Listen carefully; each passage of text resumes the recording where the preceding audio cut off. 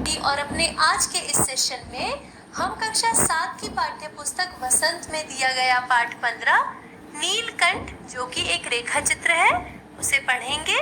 तो आज हम जो रेखा चित्र पढ़ेंगे वो नीलकंठ के बारे में है। अब नीलकंठ कौन है, ये तो जब हम रेखा चित्र पढ़ेंगे तभी हमें पता चलेगा। इस रेखा चित्र की लेखिका है महादेवी वर्मा जी। रेखा चित्र को पढ़ने से पहले मैं आपको बता देती हूँ कि ये रेखा चित्र नीलकंठ के विषय में है, जो कि महादेवी वर्मा जी के द्वारा अपने घर में पाले गए एक मोर का नाम है। तो अब आपको पता है कि नीलकंठ कौन है, तो आइए उसके बारे में पढ़ते हैं। पहला पैराग्राफ इस प्रकार से है।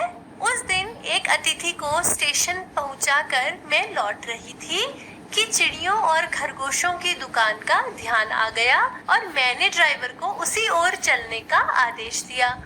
बड़े मियाँ चिड़िया वाले की दुकान के निकट पहुंचते ही उन्होंने सड़क पर आकर ड्राइवर को रुकने का संकेत दिया। मेरे कोई प्रश्न करने के पहले ही उन्होंने कहना आरंभ किया, सलाम गुरुजी, पिछली बार आने पर आपने मोर के बच्चों के लिए पूछा था।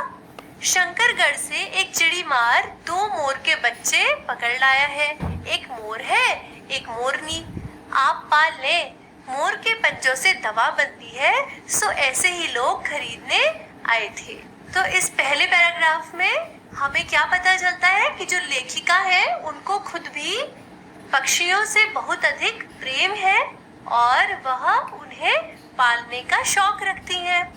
इसीलिए वो लिखती हैं कि जब एक बार एक अतिथि यानी मेहमान, अतिथि का अर्थ होता है अ मतलब बिना और तिथि मतलब होता है तारीख या दिन। तो अतिथि क्या होता है, वह व्यक्ति जिसके आने की कोई तारीख पता ना हो, यानी हमारा गेस्ट या हमारा मेहमान जो हमारे घर में कभी भी आ सकते हैं। तो लेखिका अपने किसी मेहमान को या अपने किसी गेस्ट को स्टेशन पहुंचाकर वापस लौट रही थी अपने घर की तरफ। तो उन्हें अचानक चिड़ियों और खरगोशों की दुकान का ध्यान आया। क्यों? क्योंकि वो खुद भी प्रकृति प्रेमी है और उन्हें जानवर पालने का शौक है, इसीलिए। फिर आगे तो उन्होंने अपने ड्राइवर से कहा कि वह गाड़ी उस दुकान की तरफ ले चले। तो फिर क्या हुआ, वह दुकान किसकी है? वह दुकान है बड़ी मियाँ चिड़िया वाले की। तो उस दुकान के पास पहुंचते ही बड़े मियाँ चिड़िया वाले ने सड़क पर आकर ड्राइवर को रुकने का संकेत दिया और लेखिका के कुछ पूछने से पहले ही कहना शुरू करा कि गुरुजी नमस्ते या सलाम, और पिछली बार जब आप आई थी तो आपने मोर के बच्चों के लिए पूछा था ना। तो शंकरगढ़ से एक चिड़ी मार यानी चिड़िया मारने वाला यानी शिकारी, उसने क्या किया है, वह 2 मोर के बच्चों को पकड़ के लाया है, जिनमें से एक मोर है और दूसरी मोरनी है। आप उन्हें पाल लीजिए। फिर आगे वो लेखिका को बताता है कि क्योंकि मोर के पंजों से दवा बनती है तो लोग उसे खरीदने आए थे। फिर आगे वह कहता है, आखिर मेरे सीने में भी तो इंसान का दिल है, मारने के लिए ऐसी मासूम चिड़ियों को कैसे दूं?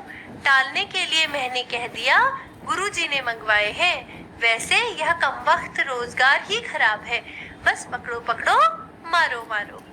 तो वह लेखिका को यही समझाने की कोशिश कर रहा है कि आपने मोर के बच्चों के लिए पूछा था और मेरी दुकान में 2 मोर के बच्चे आए हैं, एक मोर है और एक मोरनी है, लेकिन क्योंकि मोर के पंजों से दवा बनती है तो कोई इनको खरीदने आया था ताकि इनको मार के इनके पंजों से दवा बना सके। लेकिन यहाँ पर उसने कहा है कि मेरे अंदर भी थोड़ा इंसानियत थी, तो इसलिए मैंने ऐसे मासूम या छोटे बच्चों को मारने के लिए उन लोगों को नहीं बेचा और उनसे यह कह दिया कि ये जोड़ा आपने मंगवाया है। और फिर वो कहता है कि हमारा रोजगार ही ऐसा है, बहुत खराब है, क्योंकि हम चिड़ियों को पकड़ते हैं और फिर उन्हें बेचते हैं तो कई लोग उनको मार भी देते हैं, ऐसा अक्सर हो जाता है। फिर आगे बड़ी मियाँ के भाषण की तूफान मेल के लिए कोई निश्चित स्टेशन नहीं है, सुनने वाला थककर जहाँ रोक दे वहीं स्टेशन मान लिया जाता है। इस तथ्य से परिचित होने के कारण ही मैंने बीच में उन्हें रोककर पूछा, मोर के बच्चे हैं कहाँ? बड़े मियाँ के हाथ के संकेत का अनुसरण करते हुए मेरी दृष्टि एक तार के छोटे से पिंजड़े तक पहुंची, जिसमें तीतरों के समान 2 बच्चे बैठे थे। पिंजड़ा इतना संकीर्ण था कि वे पक्षी शावक जाली के गोल फ्रेम में किसी जड़े चित्र जैसे लग रहे थे। तो अब इस पैराग्राफ में लेखिका ने क्या बताया है कि जो बड़े मियाँ थे, यानी जिनकी चिड़ियों की दुकान थी, वे भाषण देने में बड़े ही माहिर थे, बड़े ही उस्ताद थे। यानी जब वो बोलते थे तो बोलते ही चले जाते थे और उनके भाषण की तूफान में, यानी जो उनका बोलना है उसके लिए कोई निश्चित स्टेशन नहीं था। यानी जब वे बोलना शुरू करते थे तो बोलते ही चले जाते थे और सुनने वाला जहाँ पर उनके बोलने से थककर उनसे कुछ और सवाल पूछ ले या उन्हें रोक दे, वहीं जाकर वे चुप होते थे। यानी अगर उन्हें रोका ना जाए तो वे बोलते ही जाते थे। तो इसलिए इस तथ्य से, यानी इस बात से परिचित होने के कारण, यानी इस बात का ज्ञान होने के कारण लेखिका ने उन्हें बीच में ही रोक दिया और पूछा कि मोर के बच्चे कहाँ हैं। तो बड़े मियाँ ने अपने हाथ से इशारा कर दिया कि उस तरफ रखे हैं।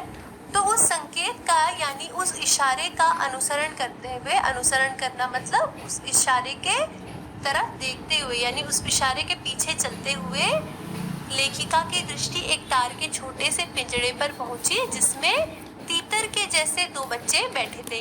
यानी देखने में भी बच्चे कैसे लग रहे थे, जैसे तीतर के दो बच्चे बैठे हैं। और पिंजड़ा, यानी जिस पिंजड़े में वो बंद थे, वो इतना संकीर्ण था। संकीर्ण मतलब होता है संकरा, संकरा यानी नैरो, यानी पिंजरा जो था वो थोड़ा भी चौड़ा नहीं था, इतना पतला पिंजरा था कि पक्षी शावक, पक्षी माने होता है, पक्षी तो हम सबको पता है, शावक माने होता है बच्चा। अब क्योंकि मोर के जो दो बच्चे वो चिड़ी मार पकड़ के लाया था जो कि दुकान में है, वो अभी छोटे बच्चे ही हैं, इसलिए उनके लिए यहाँ पर प्रयोग किया गया है पक्षी शावक। यानी पक्षी के बच्चे कैसे लग रहे थे, जाली के गोल फ्रेम में किसी जड़े चित्र जैसे लग रहे थे। यानी पिंजरा इतना पतला था, या पिंजरा बिल्कुल भी चौड़ा नहीं था और उसमें बंद दोनों पक्षी ऐसे लग रहे थे जैसे कि उनको फ्रेम कर दिया गया हो। आगे